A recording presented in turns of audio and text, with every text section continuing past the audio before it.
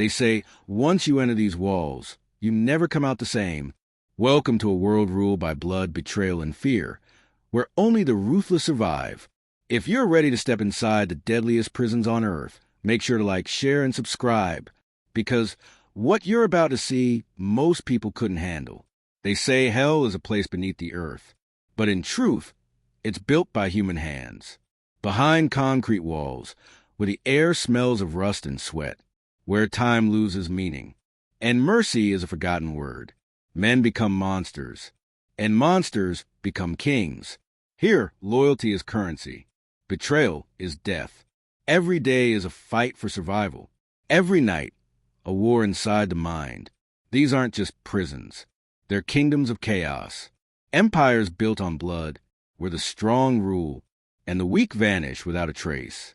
From the cartel-run fortress of Tocorón in Venezuela, to the nightmarish cells of Black Dolphin in Russia, and the shadowed corridors of Carandiru, where over 100 men were massacred in cold blood.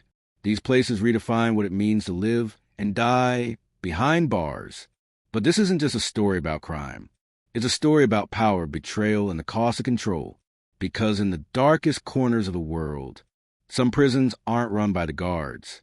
They're ruled by fear, by the inmates themselves. And once you understand how deep this goes, you'll realize the most dangerous place on Earth might be the one meant to keep us safe. Welcome to the underworld.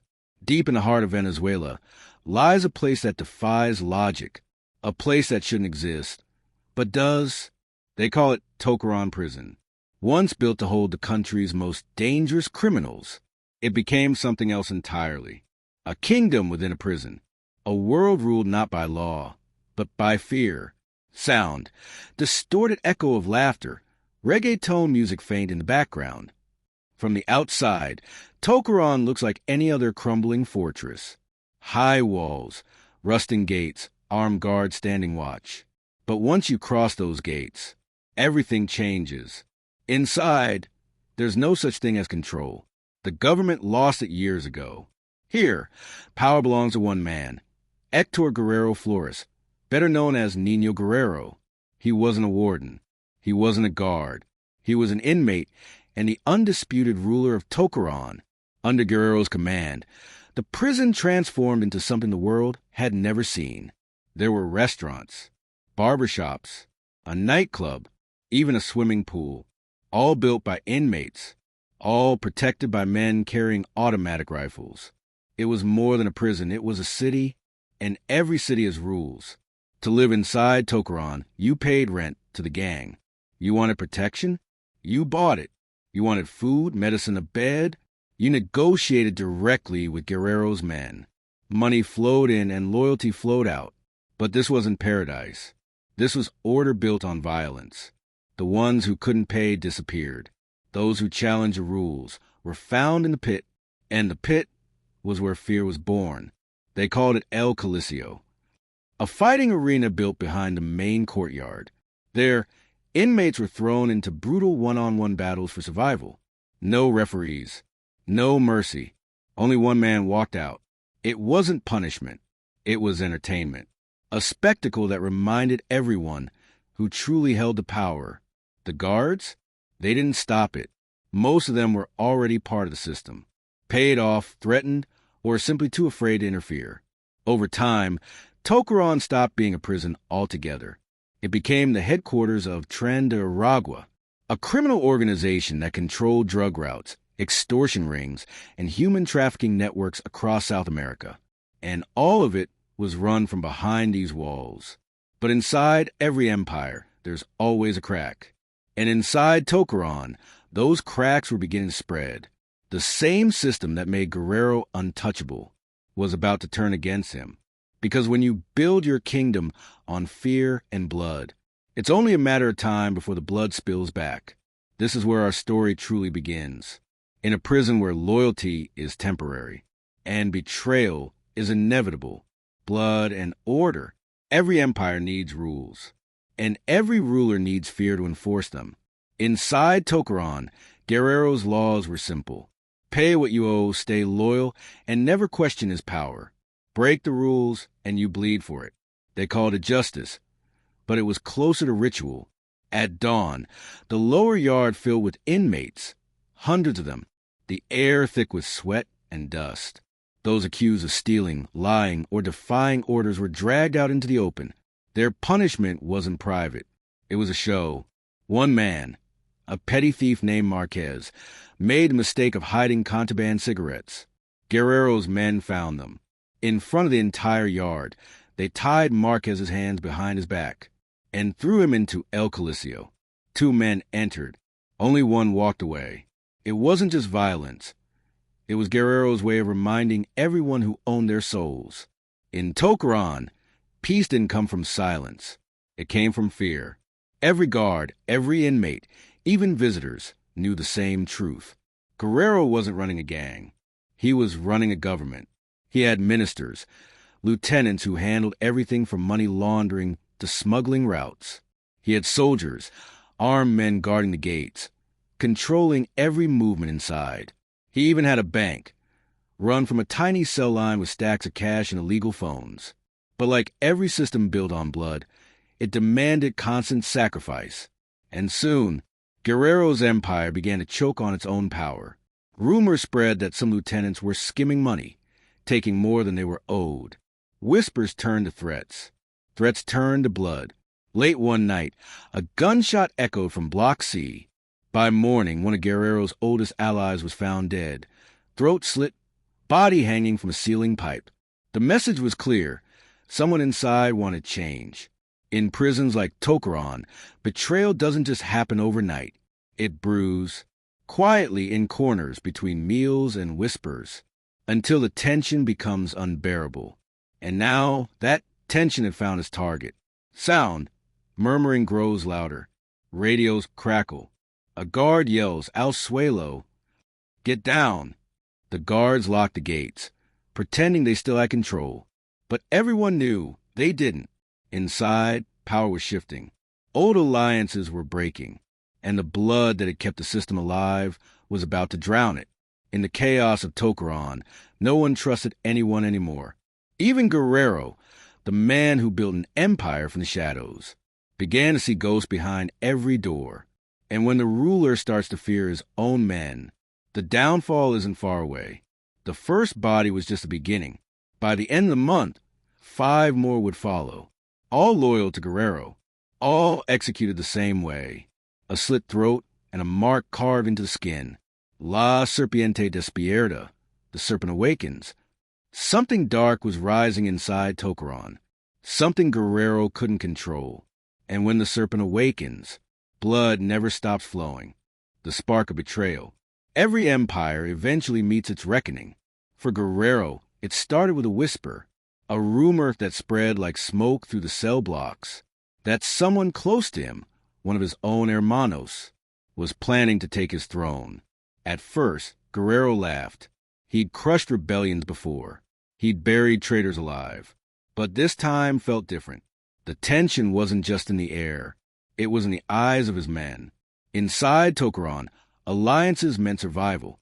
And when loyalty cracked, death followed fast. The name whispered in the shadows was Cesar El Mono Ortega, Guerrero's second in command. The man who once swore to protect him. A man Guerrero had treated like a brother. El Mono had power and ambition. He controlled the drug routes inside and outside the prison, ran communications with gangs on the outside, and even managed a legal cell network used to extort victims beyond the walls. But power breeds envy, and envy in prison is a death sentence waiting to be served. The first sign came on a humid night in August. 3 guards disappeared from the watchtower.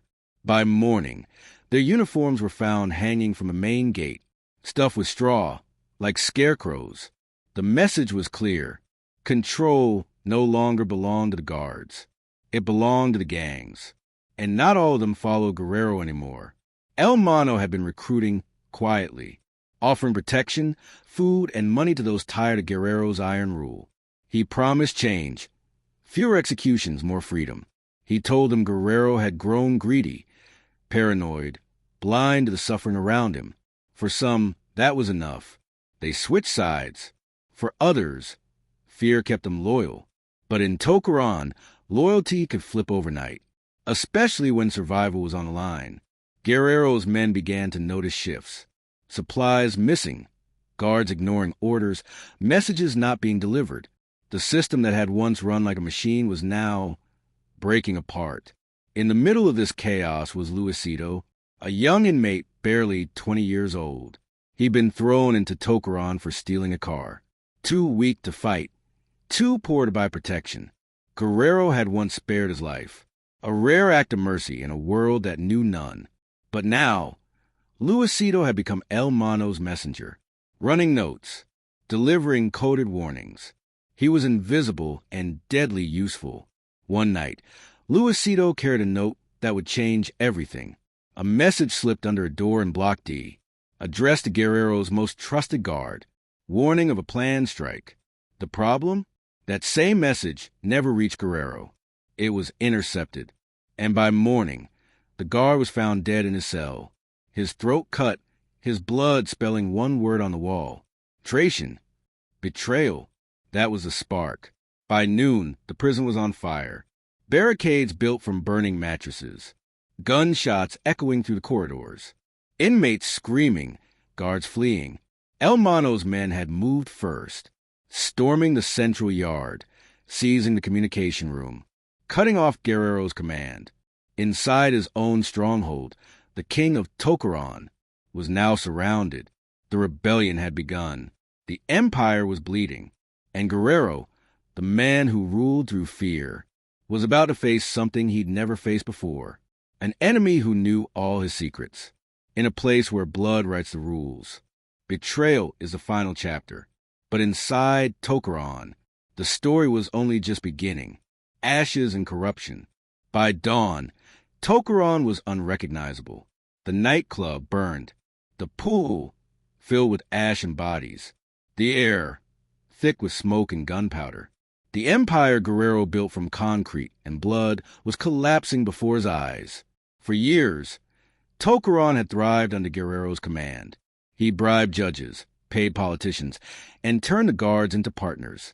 But now, every favor, every deal, every dirty handshake was coming back to haunt him, because corruption doesn't end at the prison gates. It bleeds outward like infection. The National Guard stood outside, afraid to go in. They weren't facing prisoners anymore. They were facing an army. Inside, El Mano's rebels had seized the upper levels. They controlled food storage, the infirmary, and the weapon cache. Iron bars, machetes, and a handful of smuggled pistols. Guerrero, trapped in his private quarters beneath the cell blocks, was losing men faster than he could count. And for the first time in years, fear crept into his eyes. He'd built this empire from chaos. And now, chaos had turned against him. But even in defeat, Guerrero was no fool. He still had allies on the outside, people who owed him, people in high places. As the prison burned, he made a single call. A voice answered, calm, powerful, well-dressed. A government official. Someone who'd been feeding off Guerrero's empire for years. That call changed everything. Within hours, armored trucks arrived outside Tocorón, not to rescue, but to clean up. The order was clear. End the rebellion. Silence the witnesses. Erase the evidence. But what they didn't expect was that both Guerrero and El Mano had already prepared for this moment. While bullets tore through the walls above, Guerrero's loyalists opened a hidden passage, a tunnel leading beneath the main yard. It was built years earlier, disguised as sewage lines. Through it, Guerrero smuggled drugs, phones, and weapons. Now it was his only escape. At the same time, El Mano had turned his sights higher, not on Guerrero, but on the guards. He knew they'd been taking orders from the government's shadow hand. He knew corruption didn't start in Tocorón. It started in Caracas. So he made his own call to a journalist he'd once kidnapped, now working for an international agency. He offered something unthinkable, proof. Proof that the government and Tren de Aragua were connected at every level. In exchange, he wanted one thing: immunity. That single phone call detonated a chain reaction. Suddenly, the government wasn't fighting a prison riot. They were fighting exposure. The truth was bleeding out, and no one could stop it. Inside, the battle reached its peak. The rebels pushed Guerrero's forces into the lower cell blocks. Explosions ripped through the kitchens and medical ward. Bodies lay piled near the gates. Smoke choked the hallways. But through it all, Guerrero refused to fall. He moved through the chaos with 2 pistols, firing, shouting, commanding what was left of his loyalists. For every man he lost, he took 2 more down. But his empire was crumbling beneath him, not from bullets, but from betrayal. Then came the moment no one expected. As El Mano's men closed in, Guerrero found Luisito, the boy he'd once spared, hiding in the shadows, trembling. Luisito's eyes told the truth Guerrero didn't want to face. It was him. The boy had been the messenger, the link between El Mano and the outside, the traitor hiding in plain sight. Guerrero raised his gun. Luisito fell to his knees, and for the first time, the king hesitated, because in that trembling face, Guerrero saw himself, young, desperate, cornered by a world that never offered mercy. He turned away, a choice that would cost him everything. The rebels found him seconds later. A flashbang blinded the room. Gunfire filled the air, and when the smoke cleared, Niño Guerrero, the untouchable ruler of Tocorón, was gone. No body, no blood, only his gun, and a single symbol carved into the wall. A serpent, the same one left on the bodies weeks earlier. Was it a warning, a signature, or confession? No one knows, because from that day on, Guerrero vanished. Some say he escaped through the tunnels. Others believe the government took him to erase the evidence. But one truth remained. Tocorón was ashes, and from those ashes, something worse was about to rise. The Serpent's return. For weeks, Tocorón lay in ruins. Smoke choked the corridors. Ash covered the floors. The dead and the dying were swept aside like trash. But power never stays buried for long. El Mano had seized the upper blocks. But the prison wasn't his yet. Rival factions lurked in every corner, waiting for a chance to strike. Even the guards, long corrupt and complicit, began plotting to reclaim control. It was chaos, a vacuum of authority. And then he returned. Nobody knew how or when. Some said he had slipped through the collapsed tunnels. Others whispered he had government protection. But one thing was certain, Niño Guerrero was back. Guerrero moved like a shadow. He didn't call for loyalty. He demanded it. The remnants of his old empire rallied quietly, those too afraid to oppose him, too loyal to betray him. The first move of the Serpent was subtle. A shipment of contraband reappeared in the prison yard. A guard, long considered untouchable, found dead in his quarters, a snake carved into the door. Rumors began to swirl. The rebels whispered to each other at night. Guerrero didn't need to fight openly. He needed to remind everyone who was still in control. Fear, after all, was his oldest weapon. El Mano, once the rising star of the rebellion, found his power challenged. He believed Guerrero was gone, that the empire belonged to him. Now, he realized that no throne could be taken while the Serpent still watched. The streets outside Tocorón began to change, too. Extortion networks reactivated. Drug shipments resumed. Messages were sent to rival gangs. The king had returned. Inside, Guerrero's influence was like a pulse, invisible but unstoppable. He didn't just return, he reclaimed. And yet, not everything was the same. El Mano had tasted power. He had allies. He wasn't going to bow quietly. It was only a matter of time before blood spilled again. Because in Tocorón, power was never given. It was taken. The Serpent's return marked the beginning of a new era, one built on cunning, betrayal, and more blood than the walls had ever seen. Those who survived the First War now face a choice. Fight or die. And somewhere in the shadows, Guerrero watched it all. The young, the ambitious, the traitorous. Every move calculated, every threat measured. Because a king isn't a king until he can strike without warning. The Serpent was patient. And in Tocorón, patience kills. War inside the walls. Tocorón had always been dangerous, but now it was a battlefield. The rebellion had escalated into a full-scale war. Gunshots rang out every few seconds. Molotov cocktails ignited the hallways. Bodies fell in the shadows, some loyal to Guerrero, some to El Mono, some simply caught in the crossfire. El Mono's faction had fortified the upper blocks. They had weapons, communication lines, and the will to overthrow Guerrero. But Guerrero had something far deadlier: fear, strategy, and the knowledge that the prison itself was his weapon. Every hallway, every cell, every hidden tunnel, he knew them all. He used them to ambush his enemies, trap them in choke points, and cut off their escape routes. The first night of battle left dozens dead. Some were leaders, some were foot soldiers. All were victims of ambition. Fire consumed the kitchens. Smoke filled the infirmary. Even the guards, long complacent, were caught in the chaos. It wasn't just war. It was total annihilation. El Mono tried to negotiate. He offered Guerrero a truce. He promised half the empire, control the contraband, the tunnels, the gangs outside. But Guerrero didn't negotiate. Negotiation was a weakness. And in his empire, weakness was fatal. The battle lasted for days. Every corner became a killing ground. Corridors became rivers of blood. Ceilings collapsed under fire. And through it all, Guerrero moved like a phantom, striking without warning, vanishing without trace. By the third day, Tocorón was unrecognizable. The prison yard, a crater of ash and rubble. The upper blocks, a fortress of twisted metal. And the survivors, barely more than a handful, were too terrified to move. El Mono realized he had underestimated Guerrero. The man he thought was gone was still the king. And kings do not forgive. In the dead of night, Guerrero launched his counterattack. He trapped El Mono's lieutenants in the infirmary. No one escaped. No mercy given. The screams echoed through the halls, a warning to anyone still thinking of defying him. By morning, Tocorón had a new order, but was a fragile piece built on terror and blood.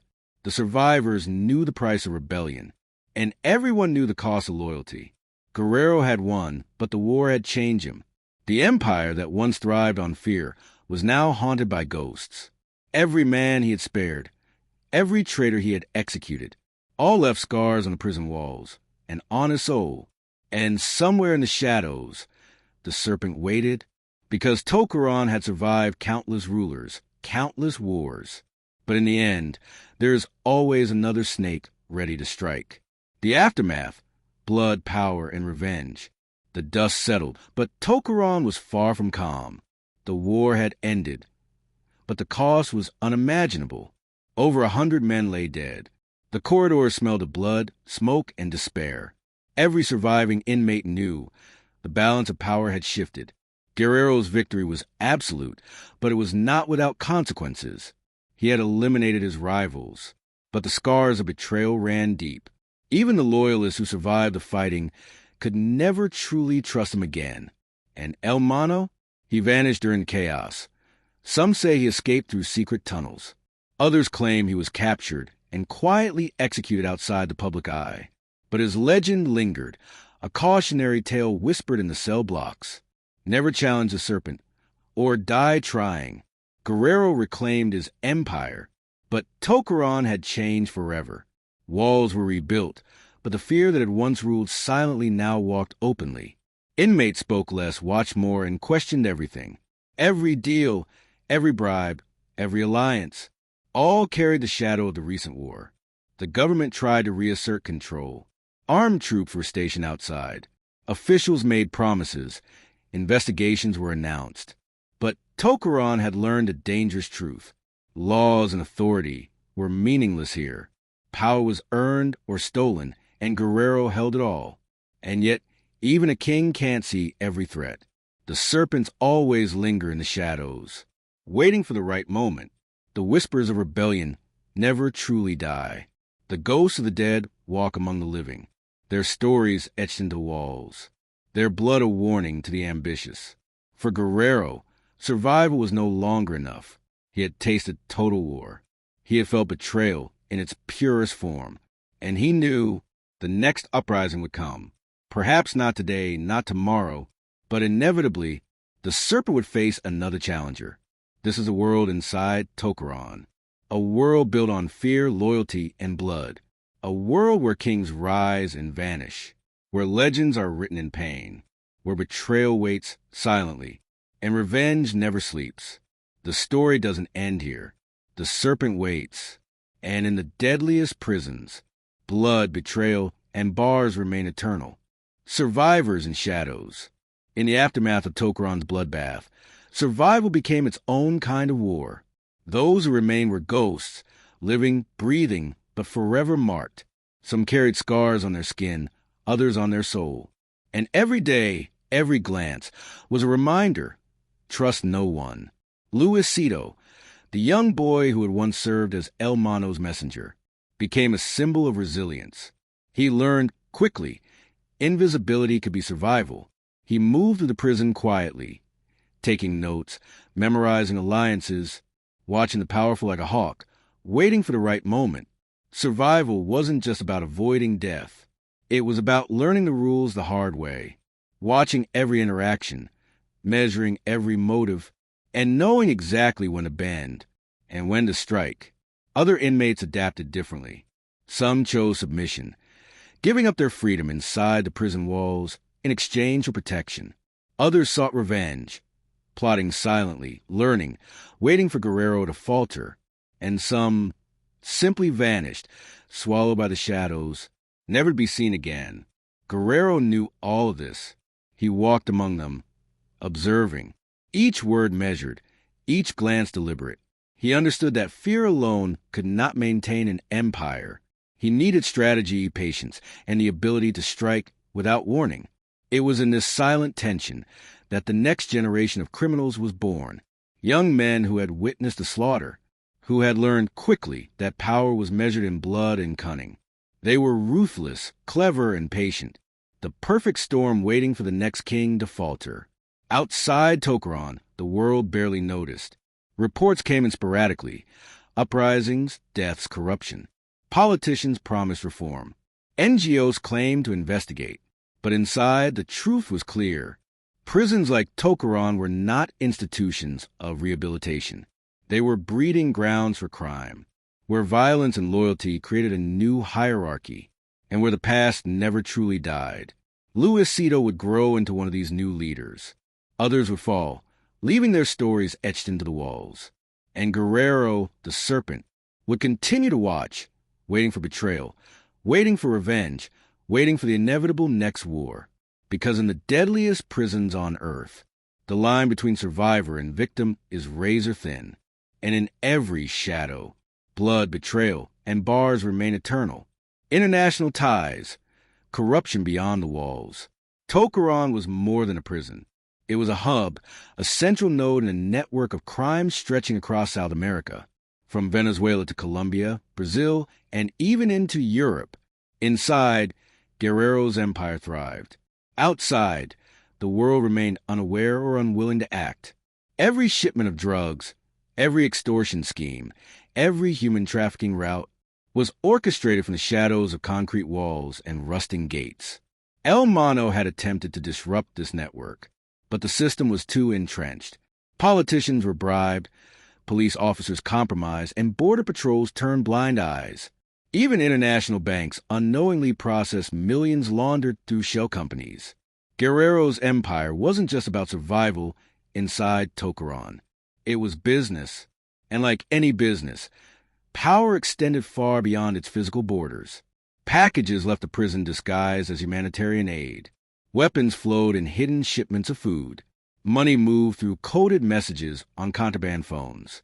And every time law enforcement tried to intervene, they were met with corruption at every level. The world outside Tocorón became a shadow battlefield.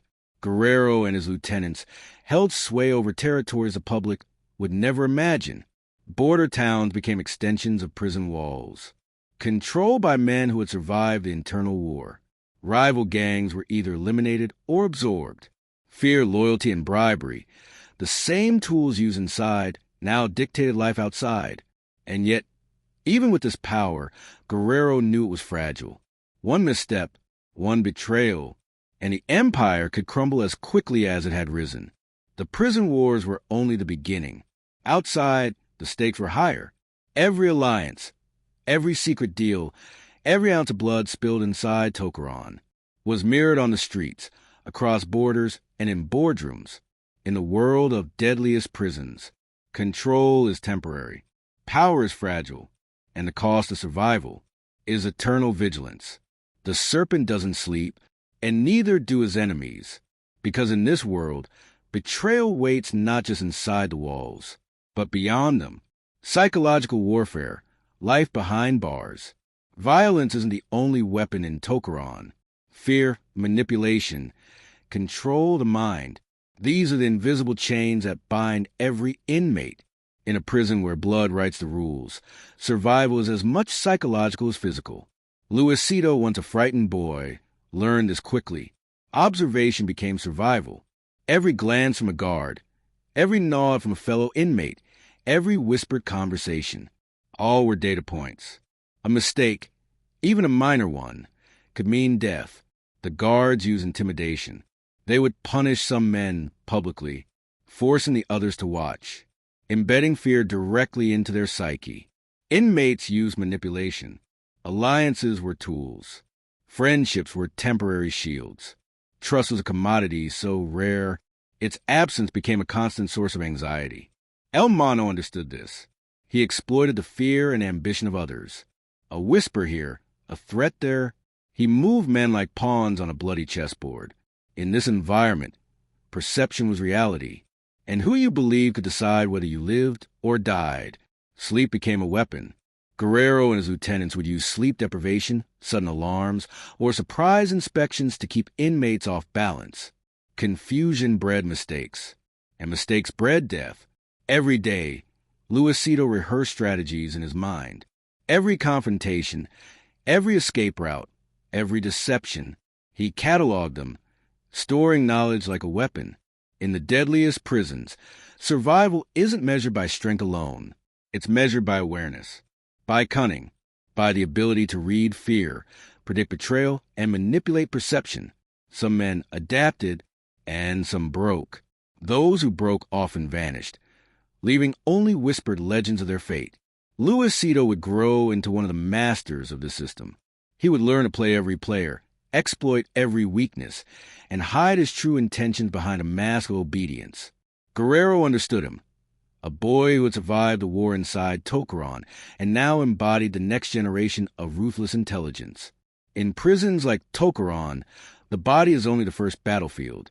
The mind is where the real wars are fought.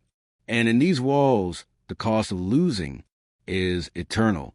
The story of Tocorón, Guerrero, and the serpents who rule behind bars is a world where loyalty is fleeting, betrayal is deadly, and survival comes at the highest cost. Every legend leaves its mark. Every empire rises and falls. And inside the deadliest prisons on earth, the line between power and death is razor thin. If you want to see more stories from the darkest corners of the world, make sure to like this video, share it with your friends, and subscribe for more, because the next story is waiting.